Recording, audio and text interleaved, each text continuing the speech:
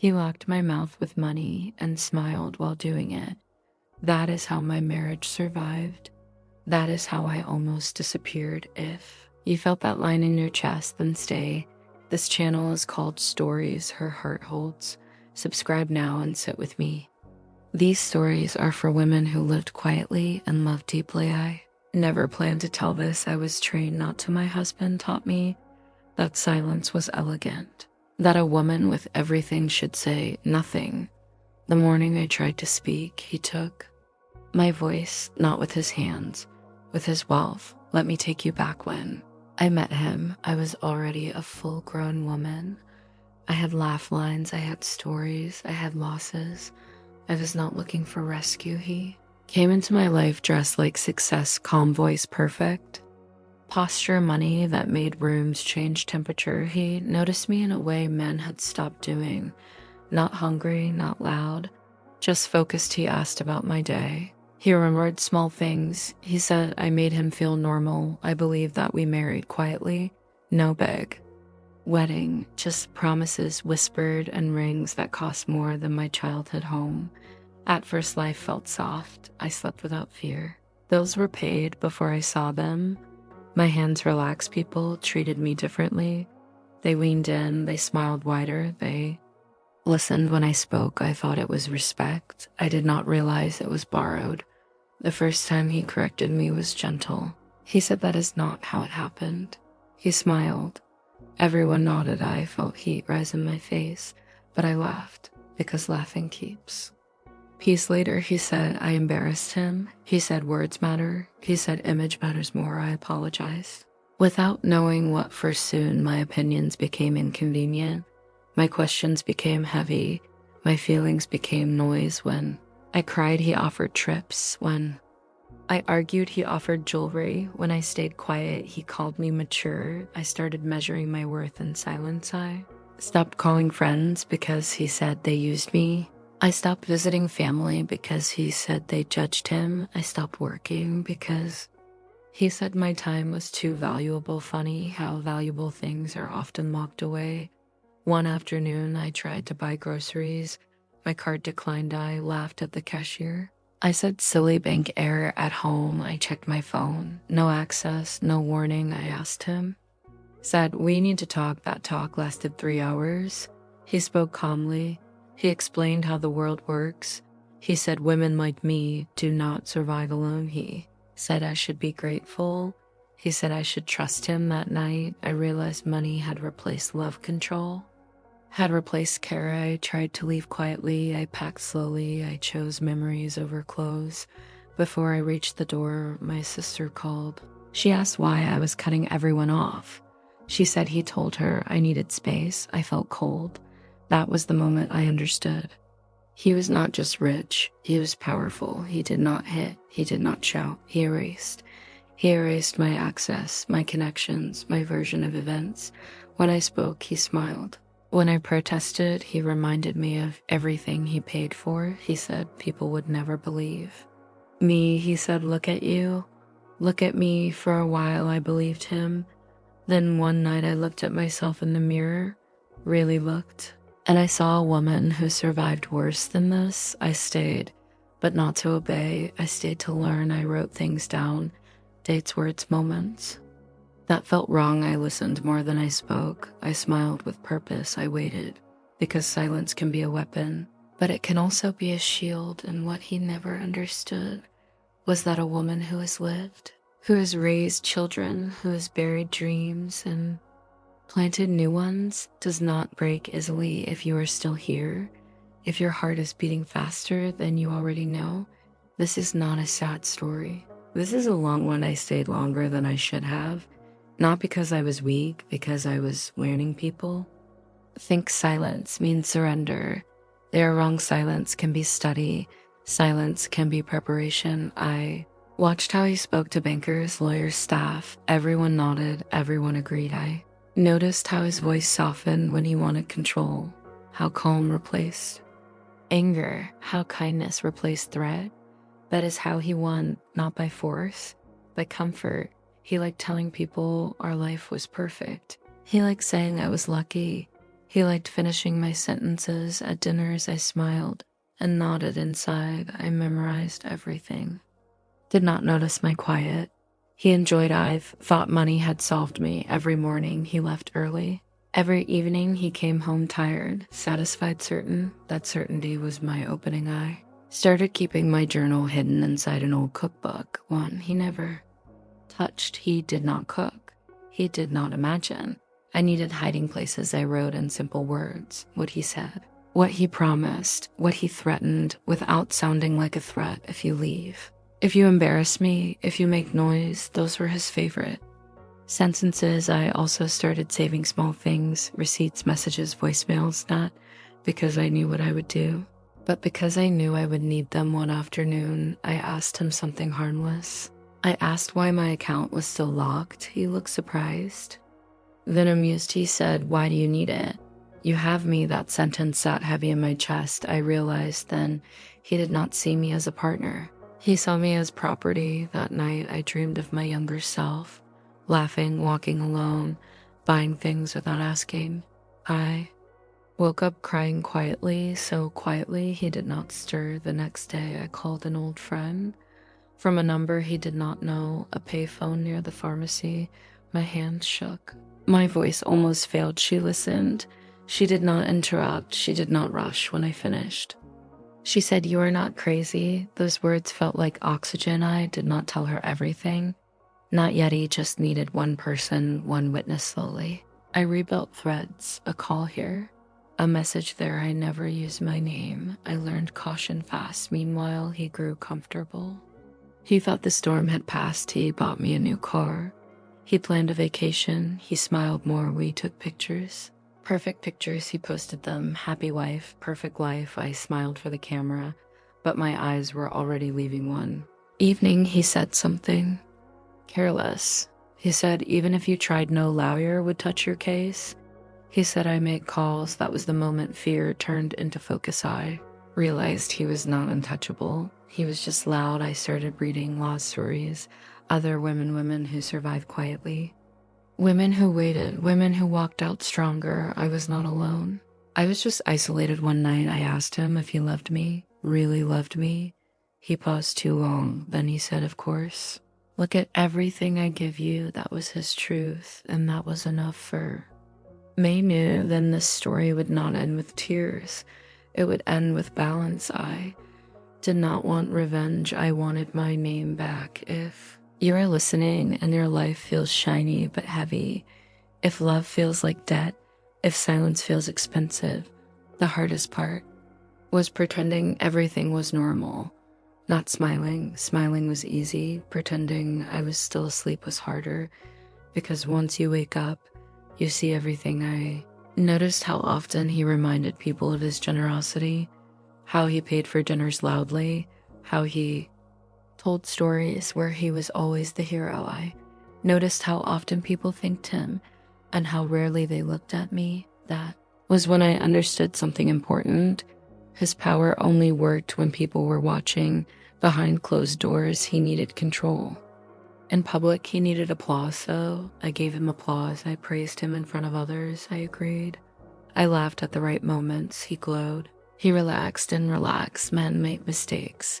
One evening, he drank more than usual. He talked about deals, about favors, about who owed him. I listened quietly. He liked that. He thought I admired him. I memorized names. I started visiting the library again. I said I wanted peace time for myself. He liked the idea of a quiet wife reading books. At the library, I used the computer. I searched for women like me, not young, not dramatic, just tired of being controlled. Their stories were different, but the pattern was the same: money, fear, silence. And then something small happened. Something he did not expect. I asked him for a small amount of cash, not much, just enough to buy gifts for a family birthday. He hesitated, then handed it to me. That night I hid it, not because I needed it, but because I needed to know I could. That small stack of bills felt like rebellion. I started collecting moments like that, tiny freedoms. He still locked accounts, still monitored calls, still decided, but he could not monitor my thoughts. One afternoon, my old friend visited, unexpected. She said she was in town. I felt panic. Then calm, he was polite, charming. Generous after she left, he said, "You see, people adore me," smiled because she had squeezed my hand. Hard and whispered, "I see you." That touch stayed with me all night. I began preparing for two lives. The one he saw and the one I was building quietly. I gathered documents, marriage papers, property records. Anything with my name, I copied them, I hid them, I learned to move slowly. Carefully, because fast movements scare men like him. One night, he asked why I was so calm lately. He said, "You seem different." I said, "I finally trust you." That lie tasted bitter, but it bought me time. The truth was, I trusted myself again. I started sleeping better, eating better. Hoped is that I was no longer asking, "Why is this happening to me?" I was asking, "How do I leave without losing myself?" And the answer was not running. It was walking quietly with purpose. If you are still here, if you are nodding, if you feel seen. Something inside me settled. Not fear, not anger, just knowing. Knowing is dangerous. Knowing makes you steady. He noticed my steadiness. Men like him always do mourning. He asked, "Are you happy?" The question sounded kind, but it was a test. I answered carefully. I said, "I am at peace." He nodded. Satisfied peace looks like obedience to men like him that day. I walked longer than usual. I took streets I had not taken in years. I breathed differently. I felt like myself. The older, wiser version, not the woman he married, but the woman who survived him. I went into a small office near the post office. No sign, just a belly asked questions. Quiet ones. The woman behind the desk did not rush me. She listened. She said, "You are not alone." Those words again, I held on to them. Did not make decisions that day. I only gathered information. Information is power when money is not. At home, he was distracted. Calls, meetings, urgent voices. He did not notice my shoes by the door. The ones I never wore anymore. That night, he complained about stress, about ungrateful people. I listened. I rubbed his back. I let him talk. He slept quickly. I lay awake thinking, this man has never been alone. That is his weakness. The next week, he traveled short trip, important people. The house felt lighter. I opened drawers I had not opened in years. I touched objects that used to feel like cages. I packed a small bag, not to leave, just to practice. Practice is confidence. I visited my sister. Unannounced, she cried when she saw me. She said she thought I hated. Harry told her the truth. Enough of it, she said. "You can stay with me." Anytime I hugged her. But I did not accept not yet, because leaving too soon is dangerous. Back home, I returned the bag to its place. He never noticed. I realized then he had stopped seeing me. To him, I was already silent furniture. That invisibility became my shield. I began moving money in ways he would never notice. Small refunds, returned purchases, gift cards. Nothing dramatic, nothing traceable. I learned patience one night.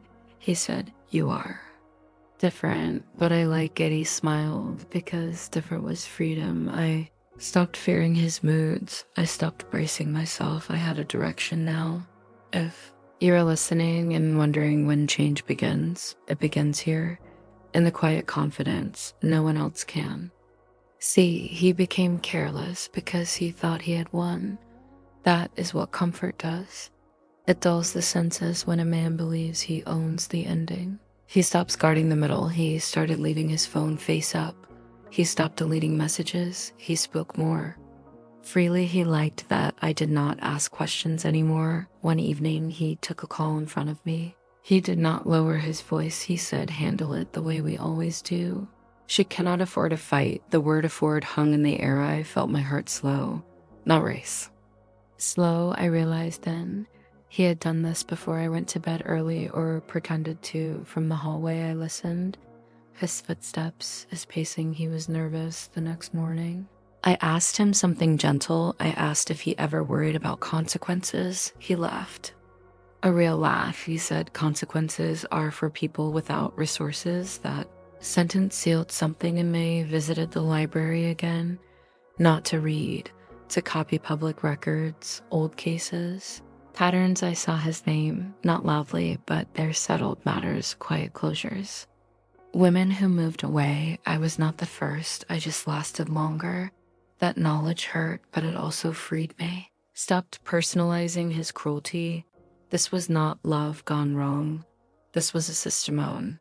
Afternoon, a letter arrived, not for me. For him, I did not open. I only noted the sender. That name appeared again in my research. My hands did not shake.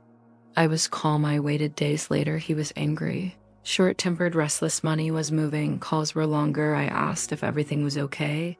He snapped, then apologized. With gifts, old pattern, but this time I saw the cracks. One night he fell asleep with documents on the table. I did not rush. I read slowly, nothing dramatic. Just enough to know his silence depended on fear, and fear depended on secrecy. I returned. Everything exactly as it was. That night I slept deeply because for the first time, I knew something he did not. If you are still listening, if your breath feels steady, remember this.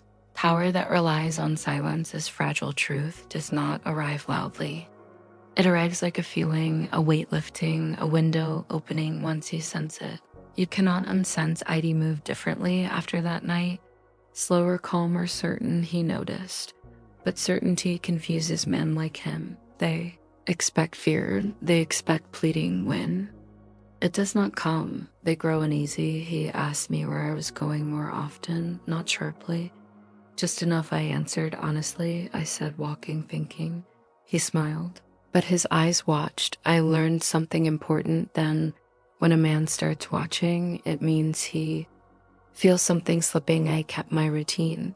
Same stores, same hours, nothing changed on the surface inside.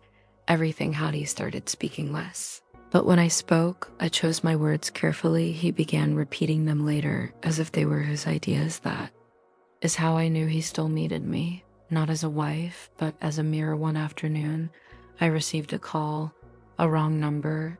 The voice hesitated, then asked my name. I did not confirm. I did not deny. The caller hung up that evening.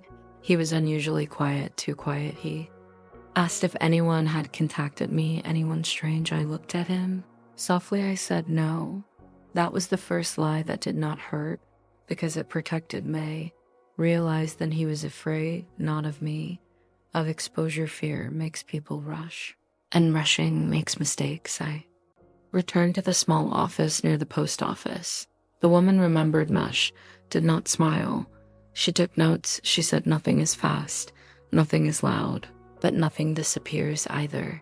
That sentence stayed with me home. He started doing favors again. More. Gifts, more trips, desperation dressed as generosity. He spoke about our future, retirement, peace. He wanted reassurance. I gave him comfort, because comfort makes people careless. One night, he said, "You would never leave." May looked at him and said, "Of course." Not the truth was, I had already left in every way that mattered. I was no longer shrinking. I was expanding inward. If you are listening, if your chest feels warm instead of tight, that is what strength feels like. Asterisk. The world outside our house began to move, even though nothing inside changed. That is how real change comes, quiet, unannounced. I started noticing small shifts. People returning my calls faster. Strangers listening longer. Doors that once felt locked opening just enough, not wide, just enough. I learned that money controls speed, but truth controls direction. I began taking longer walks, not to escape, but to remember who I was before everything became heavy. I passed houses where women sat by windows. I wondered how many of them carried stories. Like mine, beautiful homes, quiet pain. One afternoon, an older woman stopped me. She said, "You look familiar." She said, "Are you all right?" That question stayed with me all day. At home, he grew restless. Not angry, uneasy men talk more than they should. He spoke about loyalty, about betrayal, about how people destroy what they envy. I listened. I nodded inside. I understood he was speaking to himself. I noticed how often he checked his phone, how quickly he locked his screen, how often he stepped outside to talk. The calm confidence he once wore like a coat now slipped from his shoulders. That was when I realized he sensed something, not evidence, Just imbalanced men like him believe balance exists only when they control. Eddie received another call this time. The voice stayed. She spoke carefully. She said, I am not here to scare you. She said, I just want you to know you are not alone. I did not cry. I thanked her. After the call, I sat very still, my hands folded, my breathing slow. I felt something I had not felt in years. Respect. That night, he asked again, are you happy? This time I answered differently. I said, I am becoming myself again. He laughed. But the laugh cracked. He said, you sound strange. I smiled, because strange to him meant 3 days passed. Nothing exploded, nothing dramatic, but tension lived in the walls and the pauses. In the way he watched my face when I spoke, I stopped explaining myself. I stopped softening truths. I was no longer afraid of his reactions, only aware of them. I began preparing. Emotionally, not legally, not publicly. Emotionally, I practiced letting go of the house, of the image of the life people admired. I imagined waking up without permission, spending money without guilt, speaking without measuring every word. That imagination fed me. One morning, I stood in front of the mirror, and for the first time, I did not ask what he would think. I asked what I wanted. The answer came quickly. Peace, not comfort, not luxury. Peace. That clarity made everything else simpler. He sensed the shift. Again, he tried humor, then generosity, then charm. Tools worn thin. One evening, he raised his voice.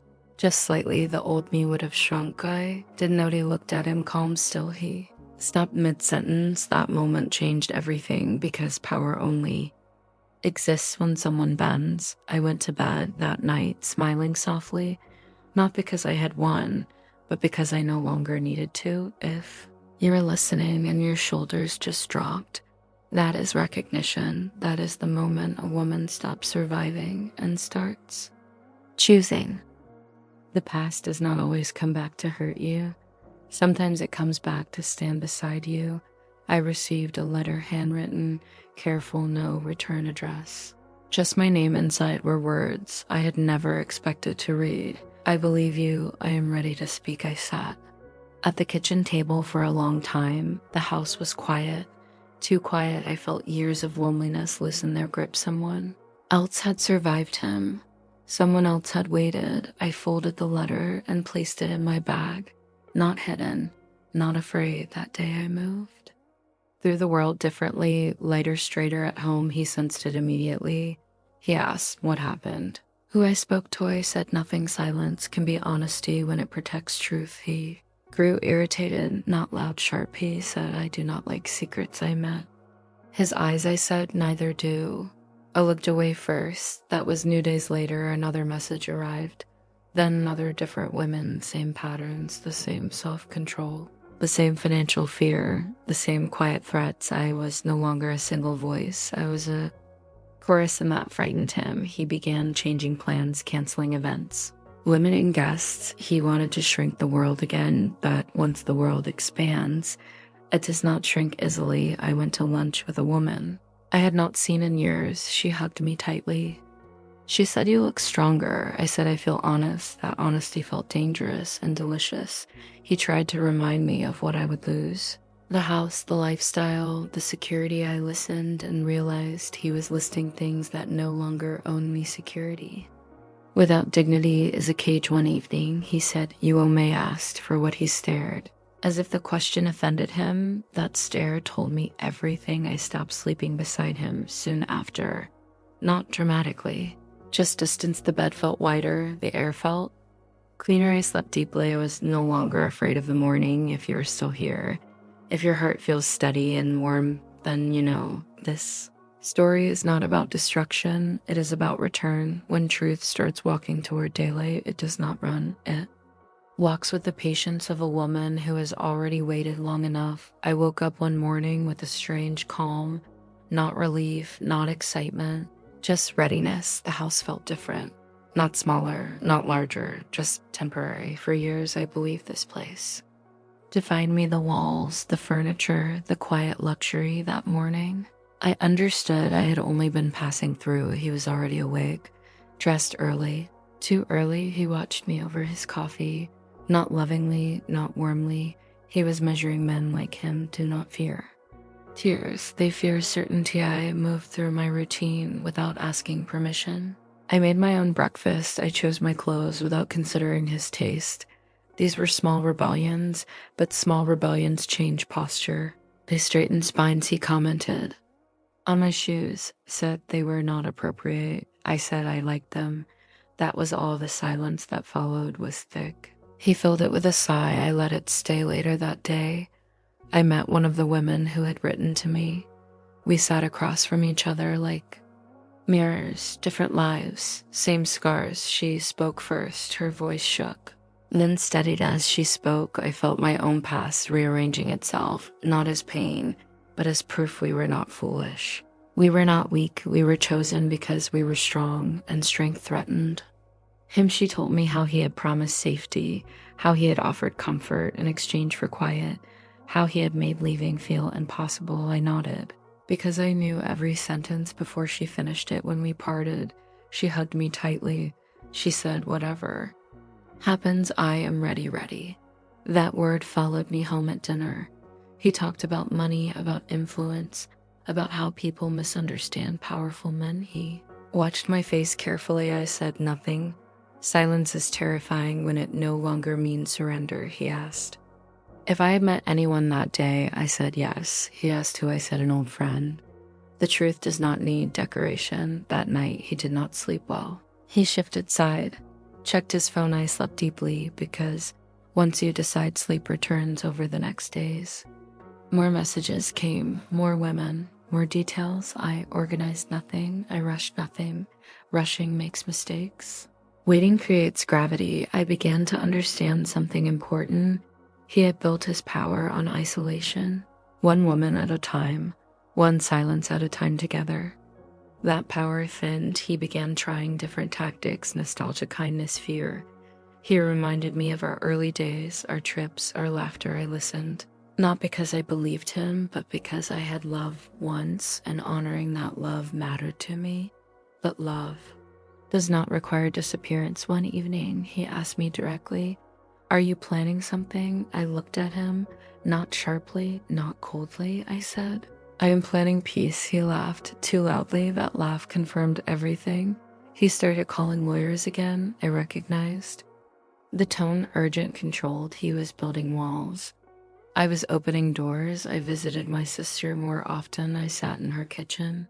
I drank tea slowly. I told her everything. She cried. She apologized. She told me she would stand with me. Standing with someone is a powerful thing. The next time he threatened quietly, he reminded me of his reach, his resources, his reputation. I listened calmly.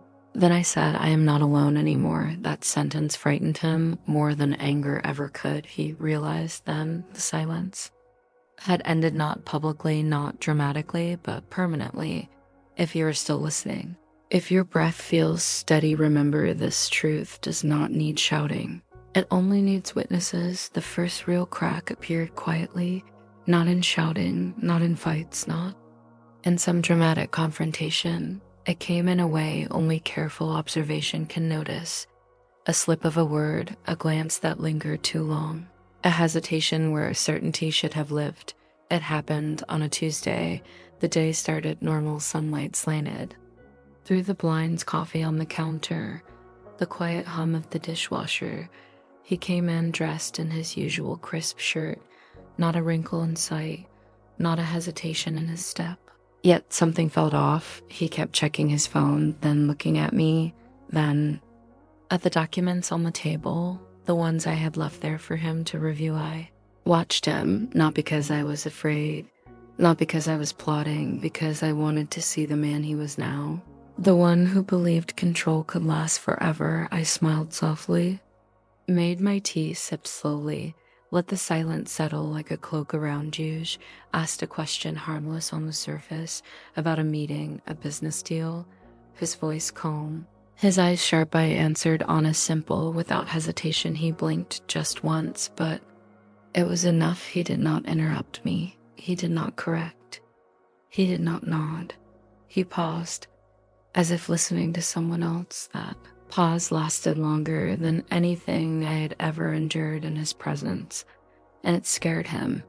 Later that afternoon, I received a message from one of the women I had connected with. She said, "Everything is ready." She said, "The right people know." She said, "It is time." I folded the note, kept it in my purse, not hidden, just prepared. That night, he returned from meetings, weight tired, expecting me to be submissive, grateful, quiet. I was neither. He asked about my day. I spoke slowly, measured, without embellishment, without fear. He frowned. The first time in years, frowned at me, not at my words, at the fact I was speaking without bending. He left the room. He came back, still frowning. He sat across from me, asked about our plans. I answered truthfully and calmly about things he would never approve, about things he could not control. I saw him blink again, twice, then 3 times. That is when the first crack became visible, a real crack in his armor. For years he had built walls of money, of fear, of isolation, but walls crack when pressure is applied evenly. Quietly unseen, I watched him adjust, shift in his chair, check his watch, pick up a document. Put it down, touch nothing, move nothing, just breathe. And I understood then he was afraid not of me, of exposure. Not public humiliation, not scandal, but that the story he had controlled for decades could slip from his hands. I stayed calm, patient. I smiled. Softly like a lighthouse standing in fog, constant, unmoving, unbending. He spoke finally, voice quieter than usual, tone uncertain. He said we should talk about things. About plans, about the future. I nodded and listened inside. I was already planning not. For confrontation, for freedom, for reclaiming every day that had been taken from me.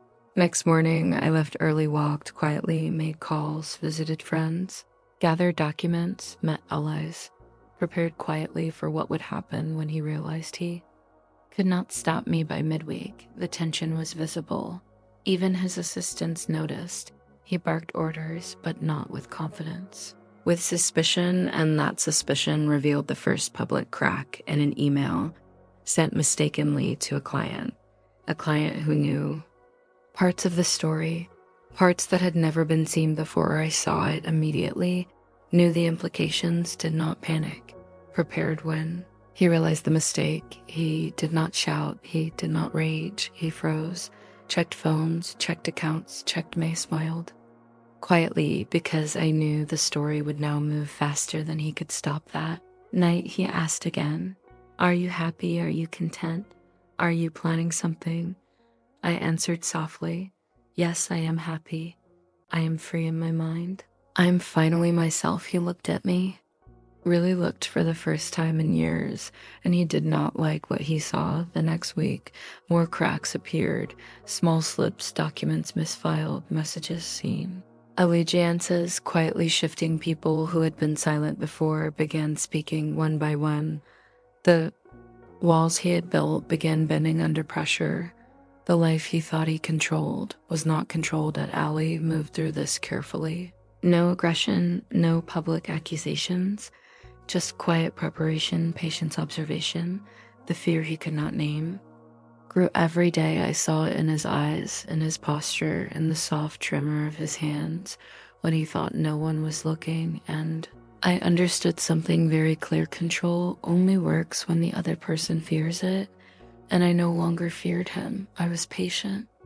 I was silent. I was observant. I was ready, and that is what made the first real crack permanent. If you are still listening, if your heart is racing, if your mind is picturing this moment. The first major public revelation did not arrive with shouting or confrontation. It arrived softly, like the light slipping through cracks in a door. Unnoticed at first, but impossible to ignore once it spreads. It began on a Tuesday. I had been preparing quietly for weeks, checking documents, organizing files, making notes, calling trusted allies, one by one, carefully, no one knowing what I was doing, except those who understood why I could not speak before I left the house early. The morning air was cool, clean. I walked the streets I had walked for years, but this time I felt no fear, not even hesitation. I felt purpose. When I entered the small office near the post office. The receptionist smiled. No need to ask my name. She had already seen the pattern, the courage building in me, the readiness. The patience I handed over the documents, every receipt, every account, every note, everything that had been carefully hidden, not to punish, not to humiliate, but to prove, to show, to make undeniable what he had tried to erase for years. As I left the office, I felt a strange lightness, like a weight I had carried for decades, finally sliding off my shoulders. And then I realized the first ripple was already happening at home. He noticed immediately. The change in the air. I returned late. He was pacing, a faint tension in his hands, in his jaw. Even his perfectly pressed shirt could not hide. I've asked casually, "Where have you been?" with that faint edge in his voice, the kind that betrays suspicion. I smiled softly. I set out, just walking. He frowned. That frown lingered longer than usual, and I knew. The first public crack had begun. Over the next few days, things shifted slowly, subtly, but irrevocably. Documents were misplaced, accounts double-checked. Lawyers called, questions asked, staff whispered in corners, conversations held just beyond my earshot. I watched everything, not participating, not exposing, just observing quietly, steadily, because this was no longer my fight. It was history correcting itself. One morning, he called me into the study.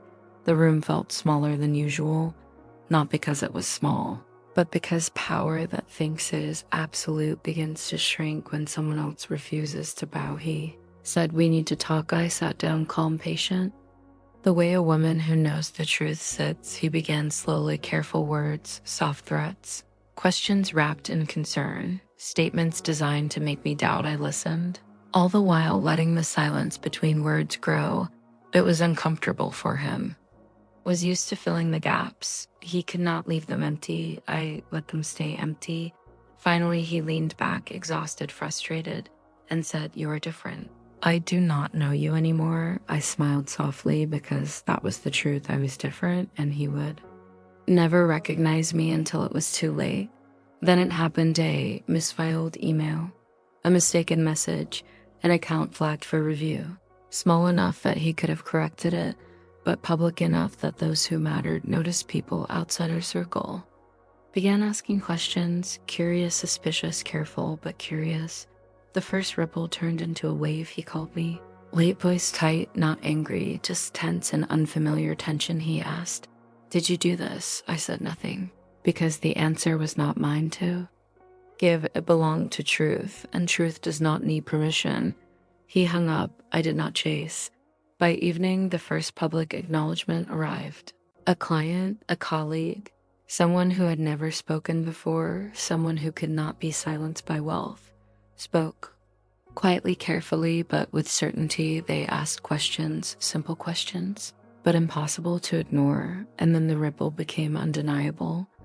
Those who had followed him blindly began noticing cracks. Small things, financial decisions, minor inconsistencies. Staff questioning orders, one or two allies quietly siding with May. Watched it unfold softly, patiently, with a strange exhilaration, because for the first time, I realized I was no longer invisible. He tried to act normal, tried to smile, tried to charm. But the cracks were there. They could not be smoothed over. They could not be hidden with wealth or gifts or control. And I realized power is fragile when built on fear. I moved through the house that night, not triumphantly, not gloating, just quietly. Because victory does not need celebration, it only needs presence. I prepared for what would come next. Because the public acknowledgement of cracks is the first step, the first opportunity for truth to breathe. And once truth breathes, it does not stop. He began watching me more closely, not suspiciously, not angrily, but cautiously. Every gesture, every word, every glance, and I remained calm, patient, careful, because I knew how fragile control really was. The next morning, he asked, "Are you planning to leave?" I smiled softly. I said, "I am planning to be myself." And that small sentence, that simple truth, was louder than any argument we had ever had. You're still listening, if your heart is racing, if your mind is following every pause. Know this: the first public crack is the moment control starts to fail. It does not collapse immediately, but it begins bending, shifting, exposing. The cracks widen faster than I had dared hope. Not with shouting, not with drama, but quietly I began noticing things that had never been visible before. The way his hands shook slightly when he thought no one was looking, the way his eyes lingered too long on my gestures, the way people who had worked for him for years hesitated when he gave instructions. Small things, tiny shifts. But they added up. One morning, I woke to find a letter slipped under the door. No signature, no return address, just typed words, carefully arranged. Precise. It said, "We are ready." It said, "The time has come." It said, "Do not fear." I held it in my hands, felt the weight of all the years, all the silence, all the patience, all the quiet planning. For the first time in decades, I felt an unstoppable force inside me. Not anger, not revenge, not even triumph, just clarity. I prepared that morning like I had prepared so many mornings before: documents checked, copies made, allies informed, every step carefully considered. He left for his meetings.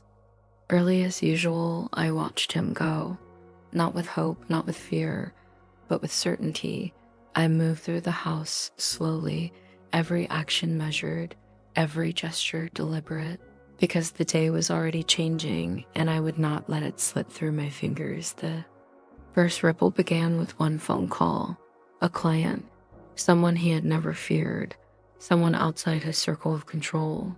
They asked simple questions, questions that required him to answer, questions he could not silence with money. He tried. Quietly at first, soft reassurances, promises, subtle manipulations. But the truth had already started walking, and once truth walks, it does not look back. By midday, his staff were whispering. Two assistants shared a glance. A senior manager questioned a decision, something he had always assumed unquestioned, something small, almost insignificant, but it was a crack. And once a crack appears, it widens. He called me that afternoon, voice tight, measured, not angry, not even accusatory, just tense, careful. He asked, "Did you know anything about this?" I looked at him softly, calmly, and said nothing, because the truth was no longer mine alone to manage. It belonged to history, to witnesses, to every person he had tried to silence. He hung up. I did not call back. I did not check. I just waited. That evening, at a meeting he had arranged, one of his oldest allies spoke up, not confrontational, not dramatic, just a quiet observation, a question about a pattern, a detail that could not be ignored. The room went silent, eyes shifted. He tried to steer the conversation, but the pause had already planted doubt, and doubt is contagious. When he returned home that night, I could see it in the subtle way he moved. Even his step felt hesitant. Even his smile was practiced. I poured myself tea and sat at the window watching the shadows stretch across the floor, feeling the weight of all the careful preparation. Finally meeting opportunity, I realized then that power built on fear is fragile, that wealth is only influence, not authority, not control. He tried again the next morning, subtle threats, hints of withdrawal, promises of comfort if I behaved, but I had already left that world. In my mind, in my plans, in my quiet readiness, I moved through my day with an ease I had not known for years. Every gesture, every word careful, measured but completely free. By evening, the cracks had grown. He misfiled a document. A message went to the wrong person.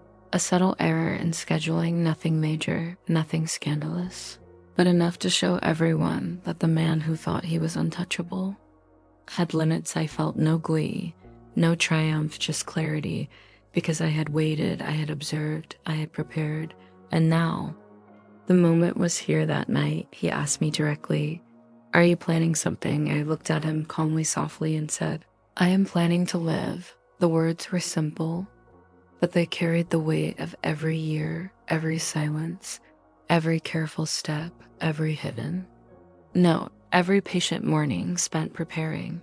Every ally I had quietly connected with, he froze, not angry, not aggressive, just frozen because he knew. He always knew. He had underestimated patience. The next few days moved quickly, small mistakes, whispers. Questions, notes, everything happening faster than anyone could contain. And through it all, I remained steady, silent when necessary, careful when required, patient always, because patience is the weapon no wealth can buy. I realized then the cracks do not just appear, they widen, they spread. And when they meet courage, they break through walls by the end of that week. I was no longer a shadow in his house, no longer silent, no longer invisible. People outside our circle had begun noticing questions, had been asked, doubts had been planted. The truth was quietly making its way into the open. That night, I sat quietly, looking at the ceiling, breathing deeply, feeling the weight lift because I knew the first major crack had done its work and the rest of the story was unstoppable. If you are still listening, if your heart is racing, if your mind is imagining every pause. The walls finally began to crumble, not with shouting, not with explosions, but slowly, like ice melting under a warm sun. You did not notice the drip at first, only the steady, inevitable shift. He woke that morning tense, not angry, not loud, but sharp. Every movement measured, every glance cautious. I sat at the kitchen table, coffee in hand, the sunlight catching my hair softly. And for the first time in years, I felt completely untouchable, not because I had money, not because I had leverage, but because I had patience, because I had prepared, because I had learned that power built on fear is fragile. The first sign came with a message. A client, someone who had never doubted him, someone who had always followed, now quietly questioned a minor transaction. Small detail, nothing dramatic, but enough. He noticed his eyes flicked to me, waiting, expecting reaction, expecting fear, expecting apology. I did not give it instead.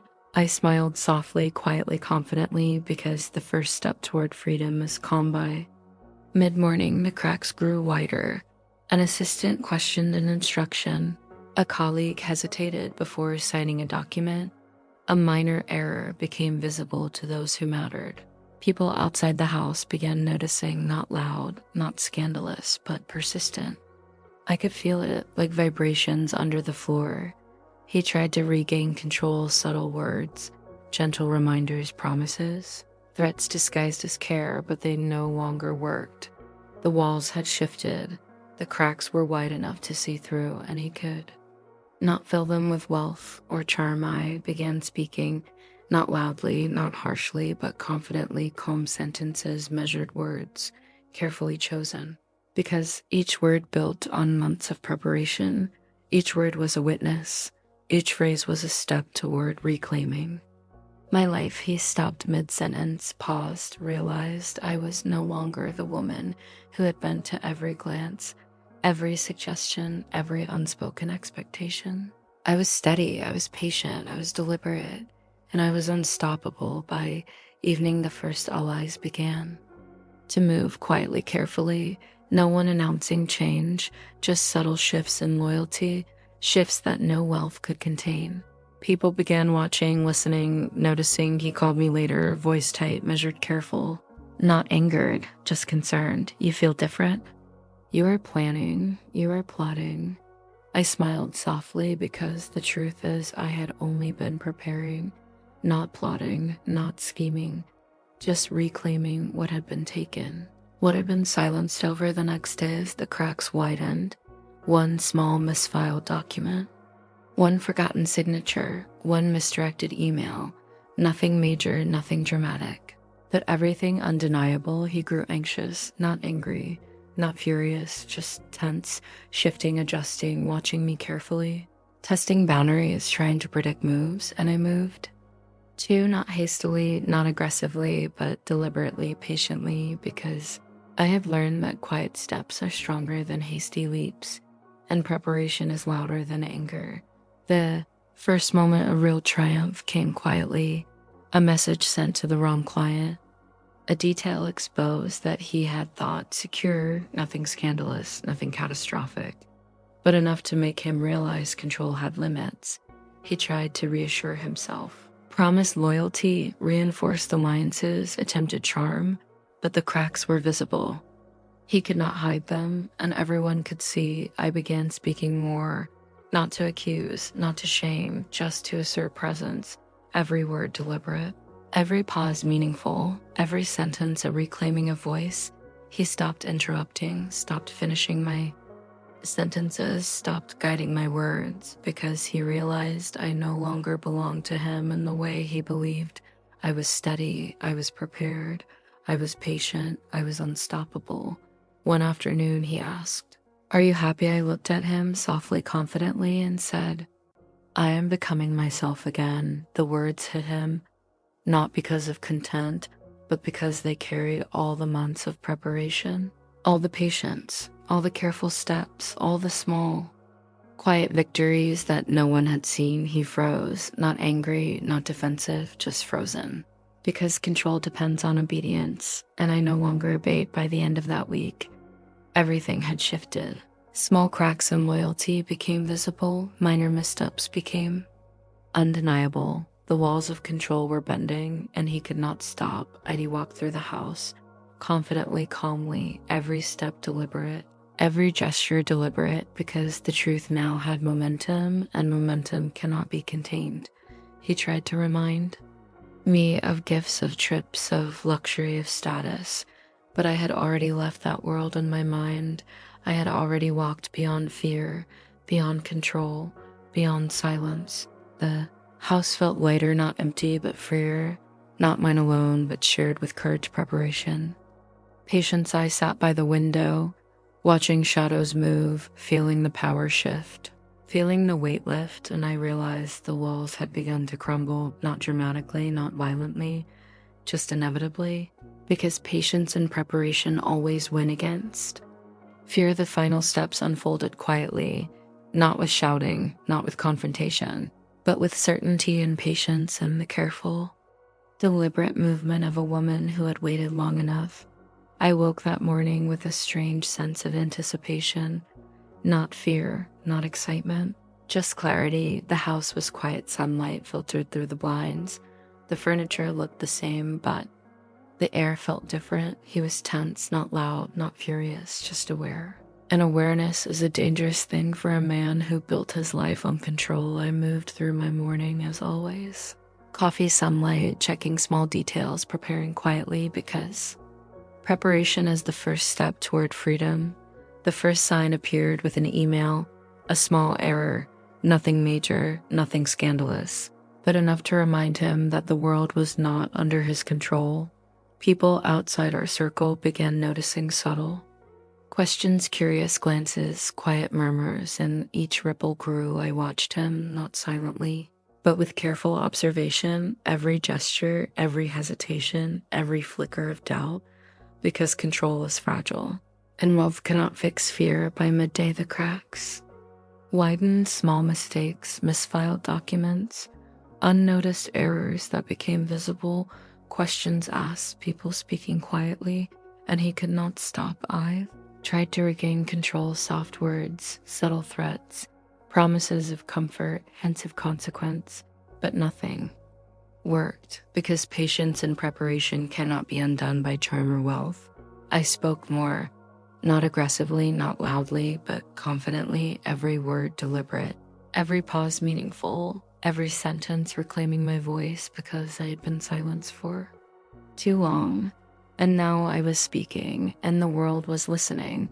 He tried again, testing boundaries, watching for weakness, waiting for fear, but I did not give it. I only gave presence, calm, measured, deliberate, and then the first public recognition of the cracks appeared, not as scandal, not as confrontation, but undeniable. A client, a colleague, someone who had never doubted him, spoke carefully, questions asked, small, simple, but impossible to ignore. And once truth steps into the light, it cannot be hidden. Again, by evening, the walls had begun to crumble, not dramatically, not violently, just inevitably, because patience always finds opportunity, And preparation always meets momentum. He tried to remind me of gifts of trips, of wealth, of security, but I know. Longer cared, I had already walked beyond fear, beyond control, beyond silence. I moved through the house confidently, every step deliberate, every gesture deliberate, because freedom begins in the mind before it manifests in the world. That night, he asked, "Are you happy?" I looked at him softly, confidently, and said, "I am free." The words carried the weight of all the months of careful preparation, all the patient mornings, all the quiet victories, all the small, deliberate steps that no one had seen. He froze, not angry, not defensive, just frozen, because control depends on obedience. And I no longer obeyed. Over the next few days, the cracks became undeniable. Allies shifted, mistakes multiplied, doubts grew, and he could not stop. I'd watch quietly, confidently, because I had waited, I had observed, I had prepared, and now the walls were crumbling. Not with drama, but with inevitability. I sat by the window, watching shadows move across the floor, feeling the power shift, feeling the weight lift, and I realized I had reclaimed my voice. I had reclaimed my life. I had reclaimed myself. If you are still listening, if your heart is steady, if your chest feels lighter, know this: freedom is quiet, freedom is deliberate, freedom is patience meeting opportunity, and it cannot be stopped. The final day arrived quietly, not with alarms, not with shouting, just with the steady certainty of a woman who had waited long enough. The house felt heavy in the morning, not oppressive, just aware, like it had been holding its breath for years, and now it could finally exhale. I made coffee, sat by the window, watched the sunlight stretch across the floor. Every shadow reminded me of patience. Every ray of light reminded me of preparation. I felt a calm I had not known in decades, because finally, everything I had worked for, everything I had endured, everything I had survived, was about to become real. He came down the stairs, just carefully, tried to smile, tried to reclaim normalcy, but the cracks were visible in the way he walked, the subtle tremor in his hands, the hesitation in his voice, the shift in his gaze when he thought I was not looking. I looked at him, calmly, softly, confidently, and he knew I was no longer the woman he could silence. The first moment of acknowledgement came from a small slip, a misfiled document, a message seen by the wrong client. Nothing dramatic, nothing catastrophic, but enough. The ripple began, and it spread faster than he could manage. I watched as people around him noticed small questions, subtle glances, quiet suspicions, and the man who had once commanded obedience with money and fear could not regain it, not now, not ever. He tried to remind me of gifts, of travel, of comfort, of wealth. But those things were no longer chains. I had walked beyond them. I had reclaimed my mind, and that is freedom no man can buy. I moved through the day deliberately, every gesture measured, every word deliberate, every glance intentional, because control begins to crumble when patience and preparation meet certainty. And certainty is unstoppable. By mid-afternoon, the first cracks became undeniable. A colleague questioned a decision, a staff member hesitated before signing, a partner asked quietly, "Why are things changing?" And he could not answer, because the control he relied on had been dismantled piece by careful piece. He called me into the study, voice tight, measured, careful, not angry, not accusatory, just tense. He asked, "Are you planning something?" I smiled softly, because the answer was no. I was not planning.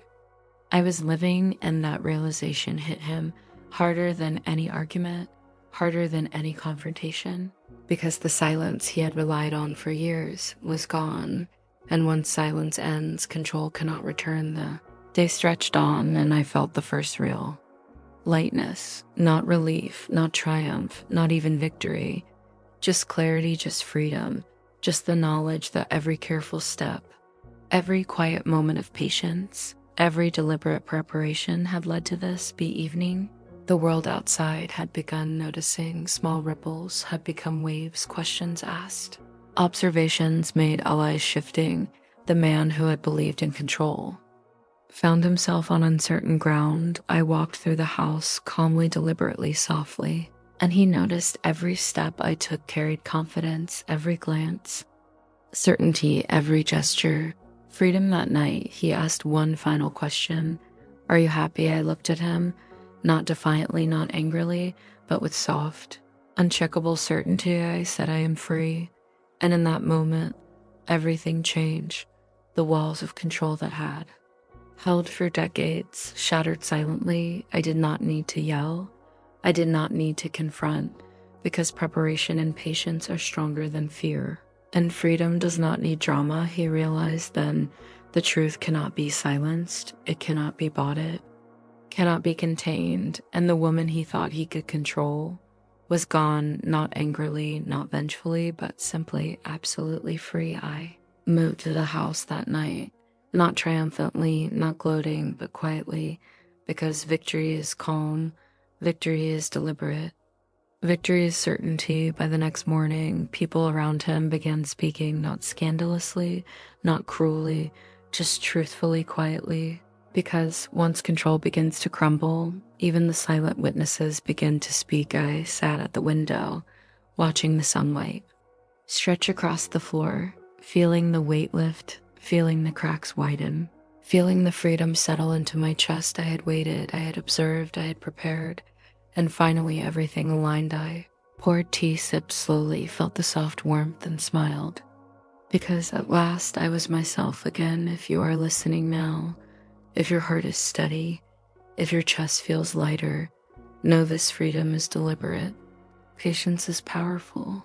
Preparation is unstoppable, and silence can become the voice of truth. I walk through the house softly, confidently, every step deliberate, because now I belonged only to myself. The man who had once used wealth to silence me was still in the house, still moving, still breathing, but he no longer controlled me, and that truth was absolute. I opened the windows, let the air flow light through the blinds. The house felt wide, not empty, free, and I felt the quiet victory, the deep, lasting, soul-deep victory of patience, preparation, and courage. And as I sat there, tea in hand, sunlight warming my face, I realized something I had known all along. The world cannot silence a woman who refuses to be silent. The world cannot control a woman who knows her own power, and the wealth he once used to hold me down was powerless against time. Patience and certainty. I breathed deeply, finally, truly, absolutely. And I whispered to myself, I am free, and that is how the story ends, not with shouting, not with drama, not with vengeance, but with calm, with clarity, with freedom, with truth finally speaking.